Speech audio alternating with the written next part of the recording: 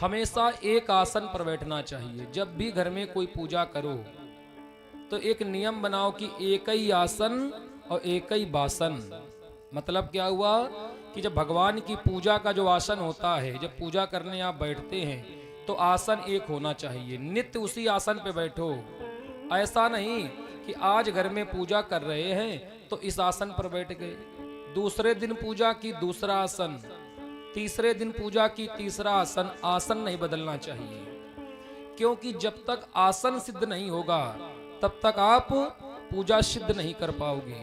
इसलिए हमेशा एक नियम बनाओ कि जब भी घर में पूजा करो या कहीं भी पूजा करो, आसन अपना एक होना चाहिए, आसन बार बार बदलना नहीं चाहिए। और बासन जिसमें हम जल रख लेते हैं, भगवान को भोग लगाते हैं, जो भी वासन बर्तन होते हैं वो एक ही होने चाहिए। ये नहीं कि हम आज इस बर्तन में भोग लगा रहे, कल दूसरा, परसों तीसरा।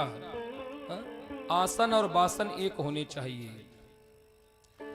और प्रमाण मिलता कि जब भी भगवान की पूजा करो, पूजा करने के बाद अपने आसन को प्रणाम करना चाहिए। जल छोड़ करके प्रणाम करें। इंद्राय नमः, शक्राय नमः, सचीपतये नमः, ये बोल करके उठना चाहिए। कहते हैं कि जो हम पूजा करते हैं, जब हम पूजा करते हैं तो हमारे पीछे इंद्रदेव खड़े रहते हैं। कौन? इंद्रदेव। ये क्यों खड़े रहते हैं? कोई जानता है? कोई जानता है कि हमारे पीछे इंद्रदेव क्यों खड़े रहते हैं? क्योंकि हमने भगवान की पूजा की, भगवान हमसे अगर प्रसन्न हो गए, कह दिया वरदान मांग लो, तो उसके बदले में कहीं किसी ने अगर इंद्रासन मांग लिया तो इंद्रदेव को परेशानी हो जाएगी। इसलिए इंद्रदेव का एक नियम है, अगर आपने आसन को प्रणाम नहीं किया तो आपकी पूजा का फल इंद्रदेव ले जाएंगे, उस पूजा का फल आपको नहीं मिलेगा।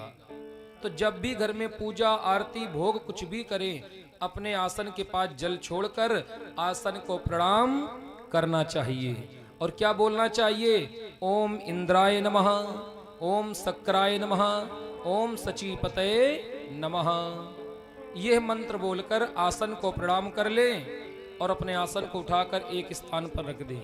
और एक नियम है कि अपने आसन पर दूसरे को बैठने भी ना दें, क्योंकि आपका आसन है वो धीरे धीरे सिद्ध हो जाएगा, और जिस दिन आसन सिद्ध हो जाएगा उस दिन आप स्वयं सिद्ध हो जाएंगे, उसी दिन भगवत कृपा आपको प्राप्त हो जाएगी।